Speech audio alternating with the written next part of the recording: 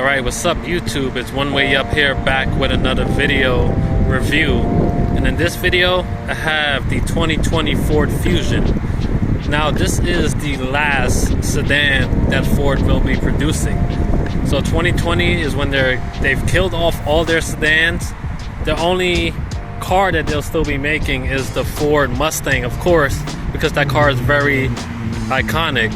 But no more Ford Fusion, no more Ford Focus. So this is the 2020 Ford Fusion SE model. So this has some nice rims to come with it. These are dual 5-spoke rims right here. This is a nice silver color. I do notice that with the Ford Fusion, this car came out back in 2006, and they haven't really changed much with the design from the past few years. It really kept the same overall basic design that they had. It just made minor tweaks to it. So what they did with the 2018 and up models, I believe, is that they changed the tail lights just a little bit. So all Ford Fusion since about 2013 or so had these same headlights here in the back, and for the previous model year they had a chrome strip going all the way across, and I thought that made the car look a little bit more modern. But for 2019 and 20, they changed it up and just have the chrome going across the rear tail light right there. But as you can see, this is SE model with all-wheel drive. So the all-wheel drive is definitely nice in this vehicle, and I do like that this model of the Ford Fusion has the dual exhaust right there on the bottom. I noticed there are some other Fusions with a single exhaust. I don't like that they have those on some models, so that does make the car look a little bit better.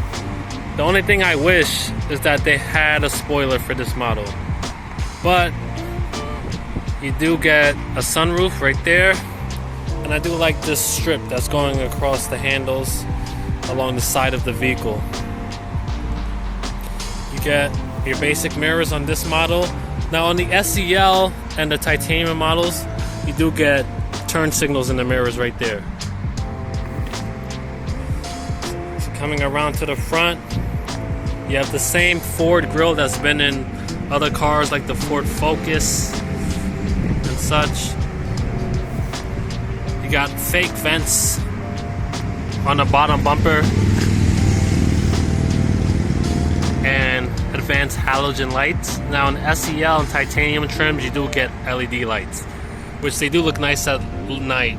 The LEDs would run to there and come around like that, which is nice.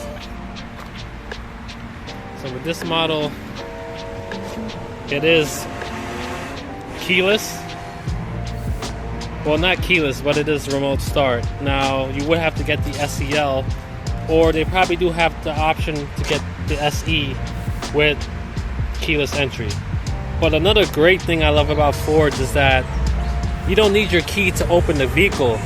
You have an option of putting in a number code that the car comes with, and you can make your own code as well to get into the vehicle. So let's say you're going to the beach or something and you don't want to take your car key with you. You can leave your key inside the car and lock it, which is cool.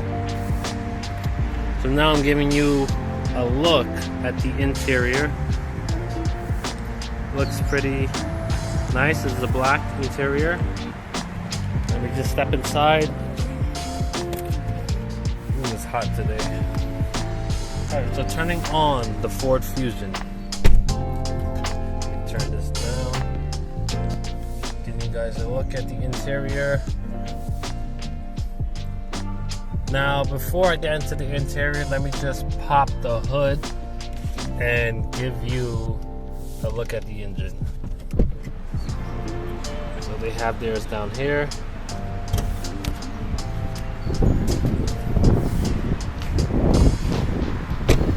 Yeah, the Ford Fusion, it beeps whenever you leave the vehicle and you don't have the key inside.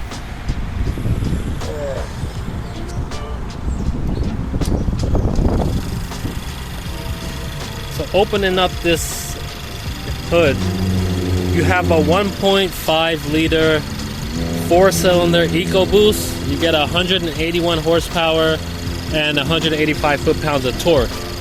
So this is mated to a 6-speed transmission, and you do get about 23 miles per gallon in the city with this. So it is pretty efficient, and the good thing about it is that you don't have a CVT transmission. So Ford's EcoBoost engines have been known for getting good gas mileage. So let me close that. I'm stepping back inside the car.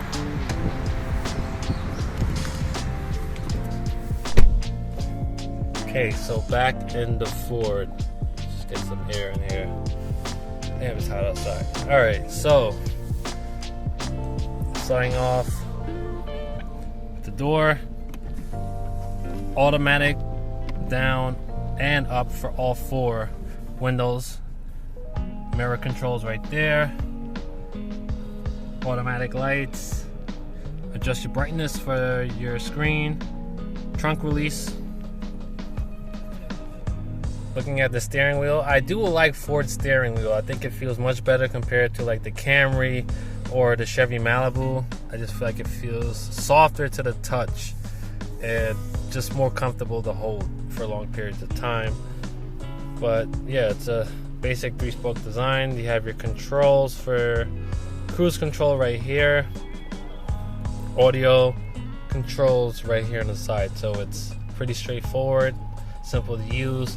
You do get paddle shifters, which is nice to have as well. It is a 4-cylinder engine, so you don't really need to be driving spirited with it, but if you want to, you could put it in sport mode and use the paddle shifters.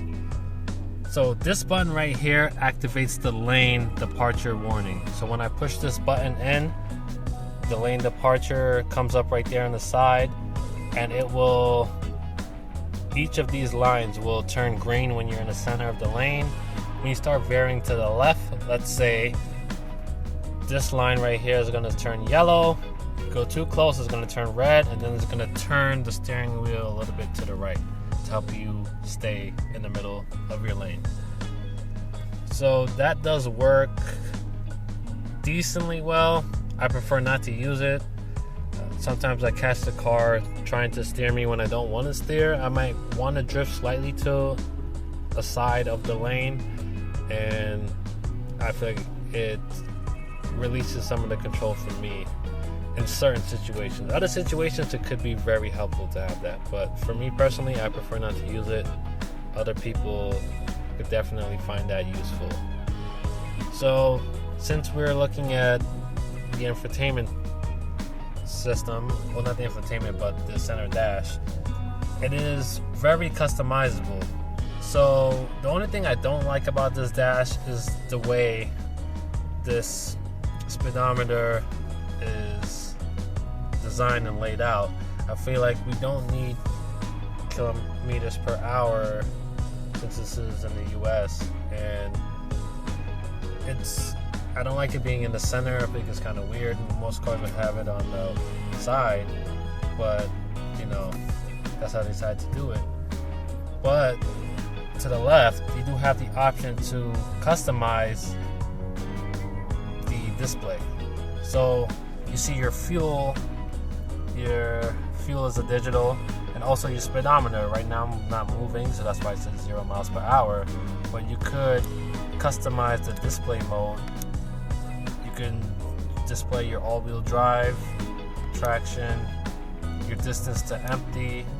You can even put your RPM meters. Yeah, another thing I found weird about this car is just the speedometer in the middle. There's no RPM, but you have to bring it up if you want to use it. Now, I could bring up the RPM meters, but I prefer to see my speed because I feel like it's much easier to see the digital speed on this side as opposed to looking right there. But you can also change it to the engine temperature right there, tire pressure, and back to speed. So I just like to leave it on the speed side right there. You can also look at your trip,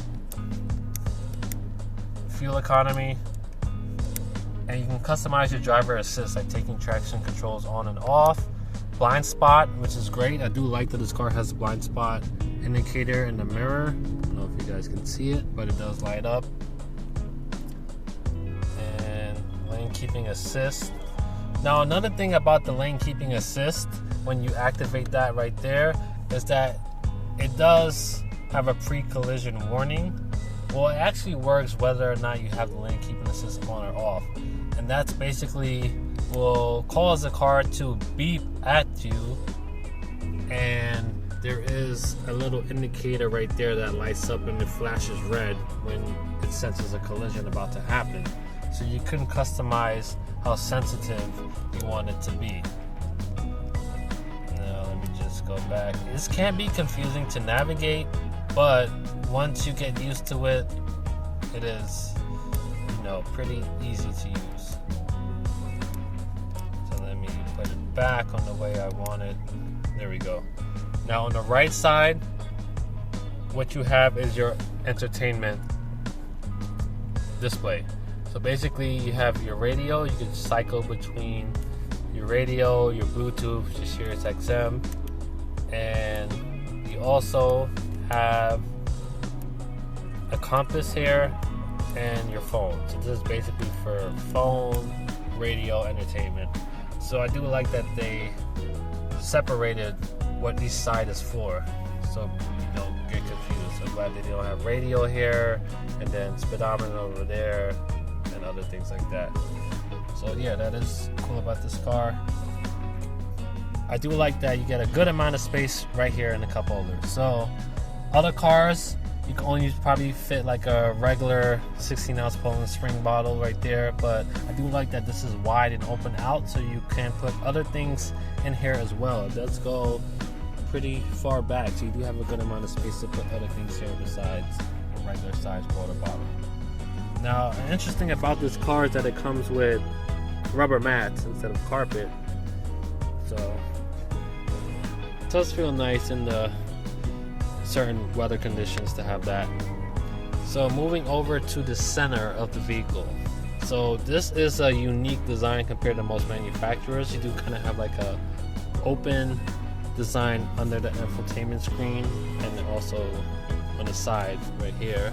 So I do like that there is a shifter knob instead of an actual lever, because it makes it easier for you to access, to get things in and out and to put things down there. You do get a good amount of space up front, which I do like about cars. I do like that you don't have to open this all the time. If you want to store things, you can just put them in this part of the car.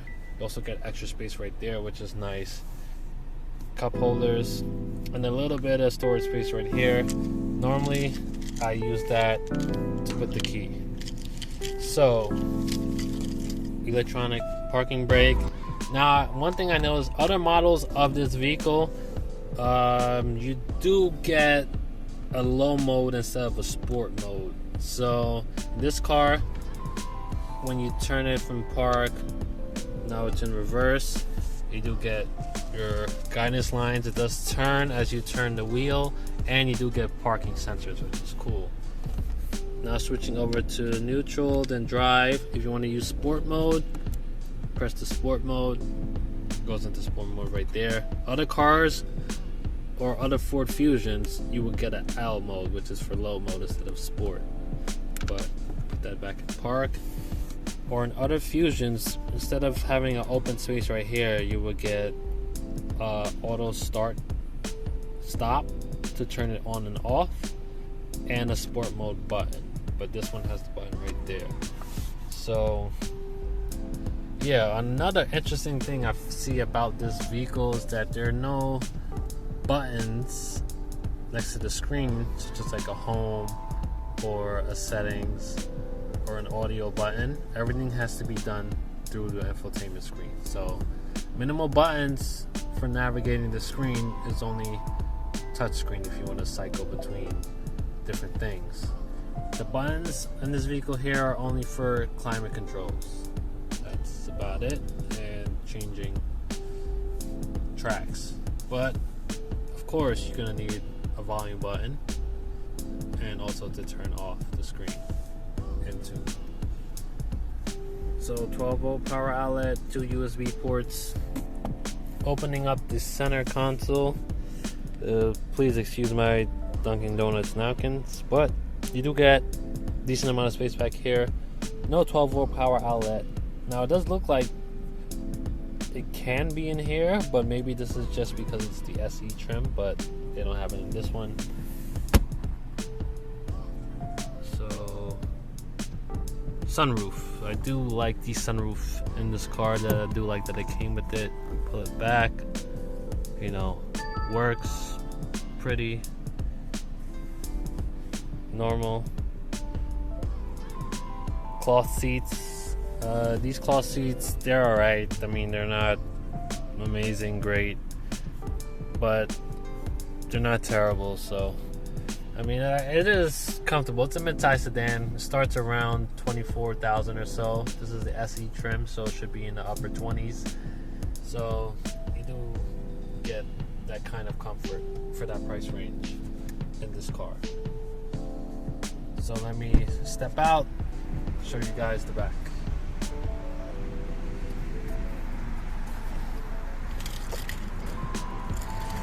Okay.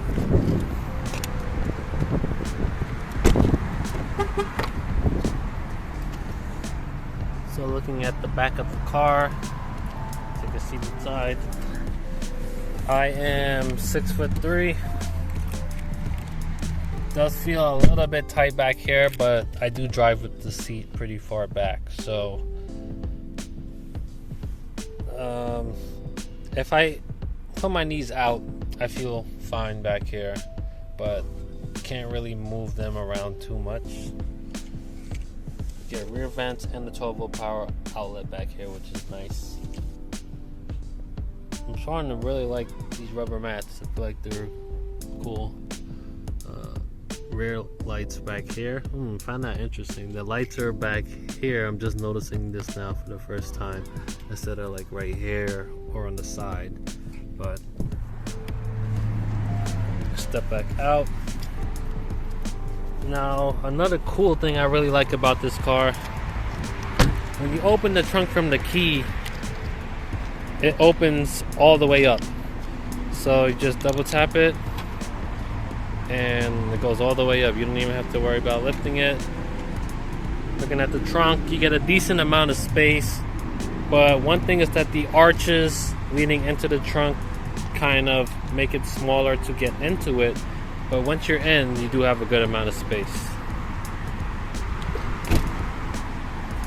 So now I'm going to show you guys driving behind the wheel of this car to give you my impressions. Okay, so behind the wheel of the Ford Fusion. So driving this car, it feels comfortable. I do love the steering wheel. Like I said, the steering wheel in this car, it feels nice. The steering response isn't stiff or too soft, so driving this car feels pretty comfortable to drive. Suspension feels, you know, decent, like what you would get for something of this price point. Now, you do have the option to put this car in sport mode if you want to drive a little bit more spirited. I do like the sunroof as well. You could drive with the sunroof open, and it does, you know, feel like a decent car to drive. Now,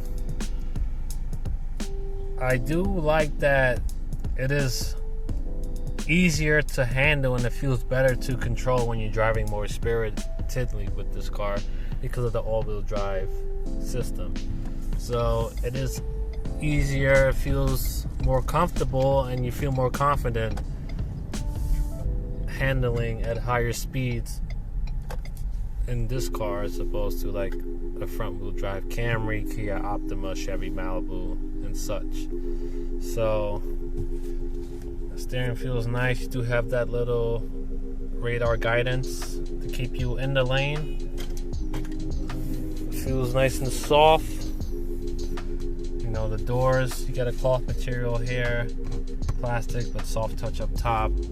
And power, you know, it's competitive in its class. It does feel a little bit faster than other cars in its class or in its segment, and that is probably because of that EcoBoost turbo that they have in it. It feels pretty responsive. I don't really get that much turbo lag with this car. So, you know, overall, you know, it's a solid car to drive, and some people are gonna miss this Ford Fusion, so this may be your last opportunity to get one of these, especially now with what's going on, and you can probably get a good deal on this. Alright guys, so that's it for my review of the Ford Fusion. This is a decent all-around car. Ford finally killing it off. So you may be able to negotiate and get good deals on this car. So with that being said, thank you guys for watching this video.